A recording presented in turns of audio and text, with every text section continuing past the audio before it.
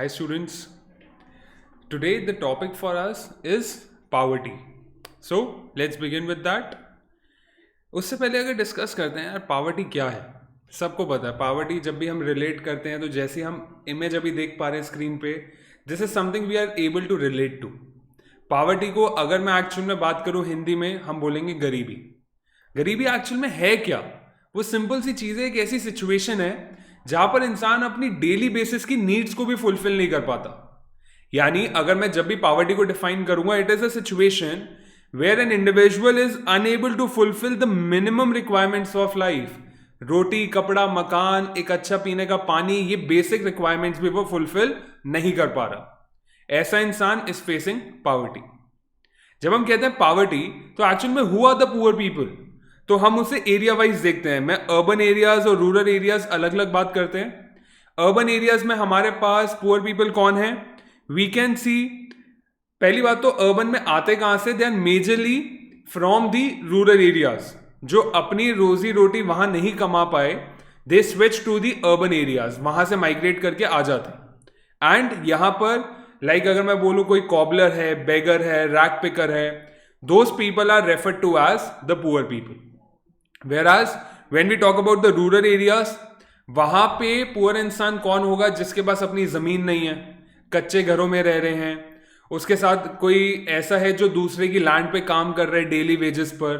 Those people would be referred as the poor people in the rural areas. Then जब हम बात करते हैं पुअर पीपल की, there are few common characteristics that are generally seen among them. कुछ ऐसी characteristics जो अक्सर हम पुअर पीपल में देखते हैं. Those are number 1, hunger, starvation and malnutrition. भूख बहुत ज्यादा होती है, उस वजह से स्टाफ कर रहे होते हैं, 2-3 दिन से खाया नहीं होता, और न्यूट्रिशन की कमी होती है उनके पास. Second, poor health. They are not sometimes 100% fit. कोई ना कोई बीमारी हो जाती है. कई बार कोई बॉडी प्रॉब्लम हो गई, स्किन प्रॉब्लम हो गई, डस्ट से है, it can be anything. They are poor health. Then limited economic opportunities. काम करने के लिए अपॉर्चुनिटी नहीं है उनके पास. अपॉर्चुनिटी नहीं होगी तो कमाएंगे कैसे और जिंदगी जिएंगे कैसे? Then debt trap. कहीं तो ऐसे होते हैं उधार के अंदर डूबे हुए हैं. एक से उधार लिया, फिर दूसरे से लिया, तीसरे से लिया, रीपे भी नहीं कर पा रहे और अपनी जिंदगी भी नहीं चला पा रहे. Then lack of facilities of electricity and water. कईयों के घर में बिजली और पानी भी नहीं है. Then gender inequality. आज भी पुअर लोगों के बीच में मेल फीमेल का काफी ज्यादा गैप देखा जाता है. And last is bigger families. Since they don't have knowledge about the negatives और हैविंग बिगर फैमिलीज, तो अगेन उनकी फैमिलीज हम देखते हैं, कईयों के 4 बच्चे हैं, कईयों के 6 बच्चे हैं. That again leads them to more poverty. So these are the some common characteristics that are seen among them. When we talk about poverty, how do we measure poverty? Poverty is measured on 2 terms. One is absolute poverty and the other is relative poverty. Absolute poverty क्या होती है? ये एक ऐसी situation है जब लोग poverty line से नीचे हैं. पॉवर्टी लाइन एग्जैक्टली क्या है अभी डिस्कस होगा. जब लोग पॉवर्टी लाइन से नीचे हैं, जहां पे बेसिक नीड्स अपनी फुलफिल नहीं कर पा रहे, वो लोग कह सकते हैं हम पॉवर्टी फेस कर रहे हैं. Those people would be categorized under absolute poverty, जहां पे हम कह सकते हैं this is generally found in the developing countries. बहुत ज्यादा कॉमन है. When we talk about relative poverty, relative का मतलब होता है कहीं ना कहीं कोई कंपैरिजन हो रहा है. अब बहुत एक अजीब सा अलग सा एग्जाम्पल लेते हैं. मैंने बोला we compare Ratan Tata and Mukesh Ambani, the biggest industrialist of India. अगर हम कंपेयर करें दोनों को, तो आज के टाइम पे we know that Ambani has more money and wealth in comparison to mister Tata. So वहां पे हम ये कह सकते हैं कि mister Ratan Tata is actually facing poverty in comparison to mister Mukesh Ambani. जब रिलेशन में कंपेयर कर रहे हैं, एक के पास पैसा कम है, एक के पास ज्यादा है, तो जिसके पास कम होगा that situation would be referred as the relative poverty. कहने को दोनों सबसे बड़े इंडस्ट्रियलिस्ट हैं, हम उन्हें पॉवर्टी के साथ जोड़ेंगे तो इट इज समथिंग जिस पे लोग हंस देंगे. But it is just for a comparison, just to make you understand what relative poverty is all about. And it is majorly found in the developed countries, right? Then independence से पहले और independence के बाद हमारी poverty का क्या status था, let's see. Independence से पहले हमारे एक इकोनॉमिस्ट थे दादा भाई नारोजी। उन्होंने पॉवर्टी कैलकुलेट करने का सिंपल सा तरीका बोला, जेल कॉस्ट ऑफ लिविंग। उन्होंने बोला एक कैदी के ऊपर जितना पैसा खर्च होता है उतना पैसा अगर एक इंसान अपनी जिंदगी में खर्च कर पा रहा है अपने ऊपर, तो वो पॉवर्टी फेस नहीं कर रहा। उससे कम खर्च पा रहा है, उतने भी नहीं खर्च पा रहा, then that person is below poverty, and that measure was known as the jail cost of living. Very important for the MCQ.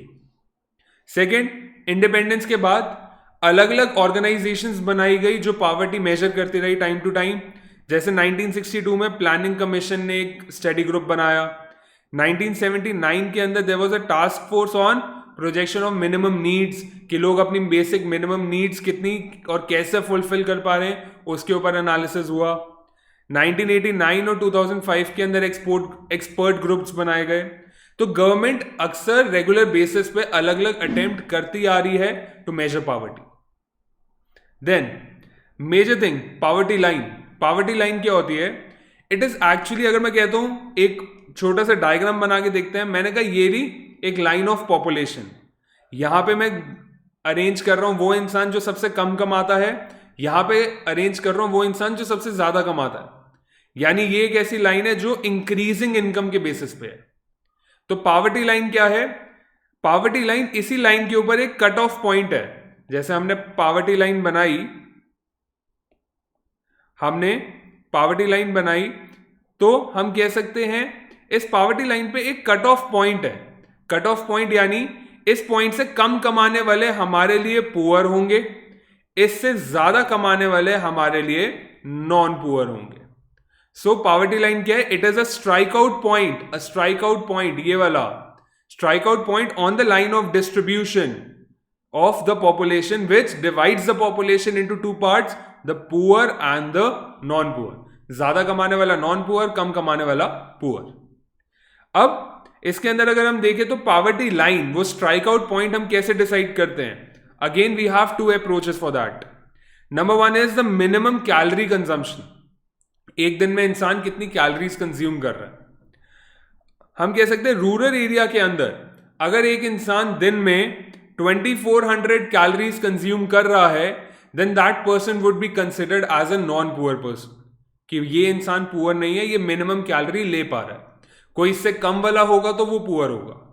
Similarly urban areas में कैलोरी काउंट इज 2100। कोई 2100 कैलोरी इनटेक कर पा रहा है तो नॉन पुअर है, 2100 नहीं कर पा रहा तो वो पुअर है। अर्बन एरियाज में इसलिए कम होती है बिकॉज यहां पे लेबर इंटेंसिव काम कम होता है। रूरल एरियाज के अंदर लेबर इंटेंसिव काम कंपैरेटिवली ज्यादा है। The second way to measure poverty line is monetary value of minimum calorie intake, कि वो कैलोरीज इनटेक करने के लिए एक इंसान महीने में कितना पैसा खर्च कर पा रहा है। अर्बन एरियाज के अंदर इट इज 1000 रुपीज। एक इंसान अपने खाने के ऊपर महीने में अगर 1000 रुपए खर्च कर पा रहा है, that person would be treated as a non poor person. And similar in the urban areas the amount is 816 rupees. 816 रुपए खर्च कर पा रहा है तो वो नॉन पुअर है, बट 816 खर्च नहीं कर पा रहा, then that person would be treated as a poor person. This is how we measure the poverty line. Then we are trying to categorize poverty now. Poverty तीन टाइप की, poor people तीन type के। Number one is chronic poor. Chronic poor के अंदर दो categories. अगर मैं कहता हूं number one is always poor, second is usually poor. Always poor कौन होगा? मैं एग्जाम्पल लेता हूं। मैंने बोला एक ग्राफ बना रहे हैं ऐसा, ये रही हमारी पॉवर्टी लाइन। एक इंसान अक्सर इससे नीचे ही है, उसकी इनकम अगर हम यहां प्लॉट कर रहे हैं वो अक्सर इससे नीचे ही है, तो हम बोलेंगे always poor. But when we talk about usually poor, तो हम बोलेंगे ये अक्सर नीचे रहता है but once in a while ऊपर भी चला जाता है, अदरवाइज अक्सर नीचे ही रहेगा। Both these people would be categorized under chronic poor. Second we have is the transient poor. इसमें पहली कैटेगरी आती है वो लोग जो पॉवर्टी लाइन के ऊपर नीचे होते रहते हैं कॉन्टिन्यूअस बेसिस पे, which is known as the churning poor. जो ऊपर नीचे होते जा रहे हैं वो होते हैं चर्निंग पुअर। एक होता है हमारे पास ओकेजनली पुअर, जो अक्सर पॉवर्टी लाइन के ऊपर होगा but once in a while नीचे आ जाता है। अक्सर ऊपर होगा, but there might be times that person may come below the poverty line. And the last is non poor. ऐसा इंसान जो कभी पॉवर्टी लाइन से नीचे है ही नहीं, यानी हमेशा ऊपर ही लाया करेगा, वो पॉवर्टी लाइन से नीचे कभी आएगा ही नहीं. So this is how we categorize poverty. Next we have is the causes of poverty. Poverty हो क्यों रही है? Let's talk about that. Number 1, population explosion. Population बढ़ती हुई जा रही है. पॉपुलेशन बढ़ेगी, लोग अपनी फैमिलीज को फीड नहीं कर पाएंगे, poverty would rise. Second, low level of economic growth. Economy उतनी तेजी से नहीं बढ़ रही जितनी तेजी से पॉपुलेशन बढ़ रही है. इकोनॉमी ग्रो नहीं करेगी तो जॉब अपॉर्चुनिटीज नहीं होंगी, तो अल्टीमेटली पॉवर्टी फाइट होगी, पॉवर्टी की प्रॉब्लम बढ़ेगी. Then poor state of agriculture.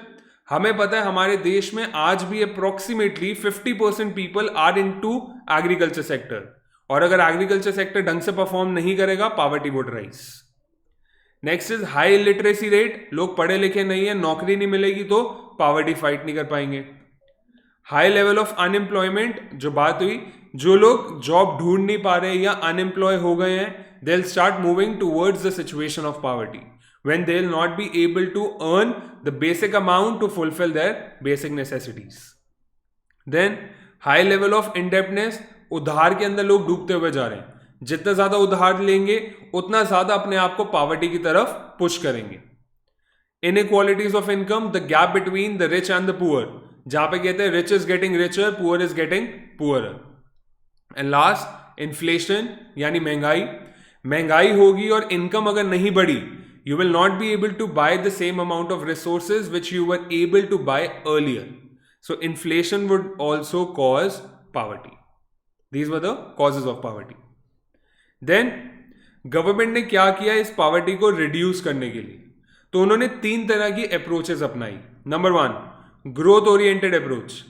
कहते जीडीपी बढ़ाने पे फोकस करो, क्योंकि अगर जीडीपी बढ़ेगा, ज्यादा से ज्यादा गुड्स एंड सर्विसेज प्रोड्यूस होंगे, उन गुड्स को और सर्विसेज को बनाने के लिए एम्प्लॉयमेंट होगी, लोगों को हायर करना पड़ेगा. एम्प्लॉयमेंट ज्यादा होगी, लोग पैसा कमाएंगे, पॉवर्टी फाइट हो पाएगी. So increasing GDP might solve poverty. Second is poverty alleviation programs. कुछ प्रोग्राम्स बनाई, कुछ योजनाएं बनाई जो पॉवर्टी फाइट करने में मदद करेंगी. अभी इसके बारे में डिटेल में डिस्कस करने वाले.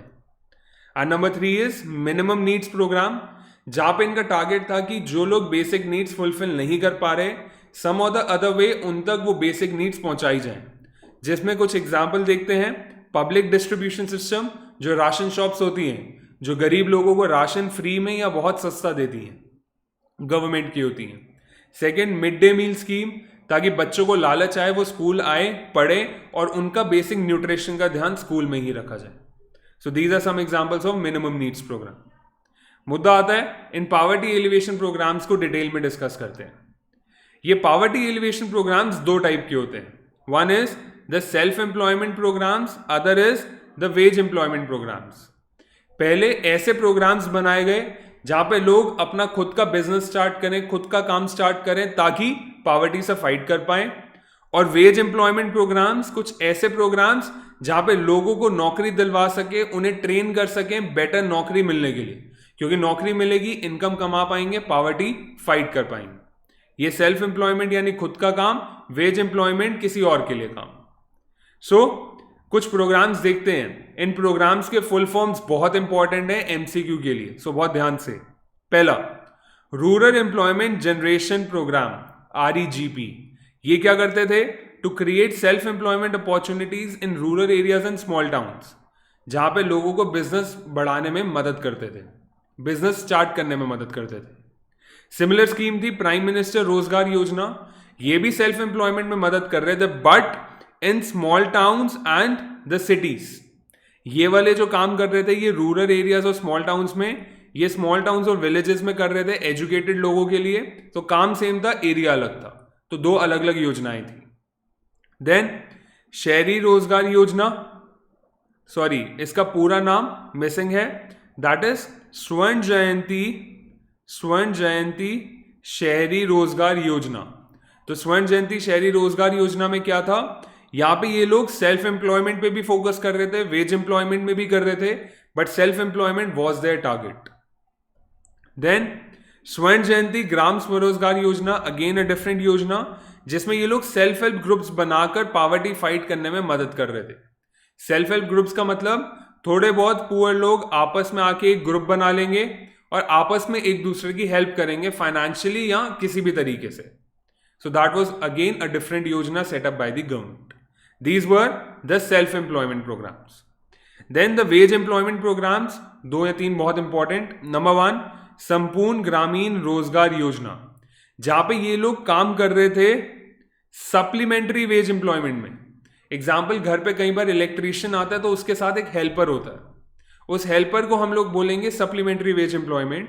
टारगेट था ऐसे लोगों को ज्यादा से ज्यादा एम्प्लॉयमेंट दिलवाएं ताकि ये लोग काम सीखें, काम सीखे तो इंडिपेंडेंट हो सके, फिर खुद भी वो इलेक्ट्रीशियन बन सकता है rather than being a supplementary worker. And second was national food for work programme, where people were working and they were being paid in a mixture of cash and food, थोड़ा पैसा थोड़े food items, क्योंकि basic fight तो खाना कमाने की है ना, तो खाना देते थे थोड़ा सा वेजेस के फॉर्म में और बाकी कैश। ये ऑर्गेनाइजेशन बाद में मर्ज हो गई थी in MNREGA. MNREGA is Mahatma Gandhi National Rural Employment Guarantee Act, जो कहती है साल के अंदर कम से कम 100 दिनों के लिए लोगों को एम्प्लॉयमेंट मिलेगी, हर घर में से एटलीस्ट एक इंसान को तो डेफिनेटली मिलेगी। So this MNREGA was set up in 2005 which was again a very successful programme, आज भी ये चल रहा है। सो ये फुल फॉर्म्स बहुत इंपॉर्टेंट है। बट अब यार योजना बनाई है सरकार ने, जरूरी तो नहीं हमेशा बेनिफिट होगा। There were few criticism against these programmes, कुछ इसके ड्रॉबैक्स भी थे।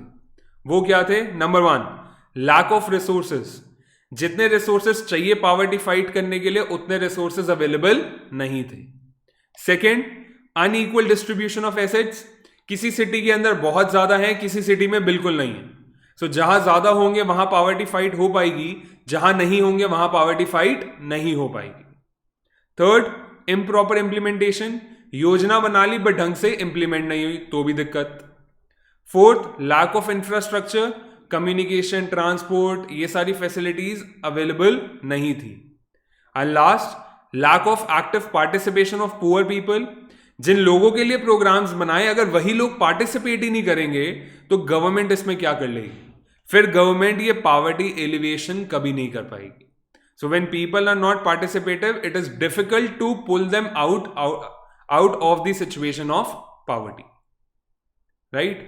So this was all about poverty and the poverty elevation programs, जिसमें फिर रिपीट कर रहा हूं MCQs के फॉर्म में अगर चलोगे तो फुल फॉर्म्स काफी ज्यादा इंपॉर्टेंट है, right? So we'll meet you for the next chapter now. Till then, take care, bye bye.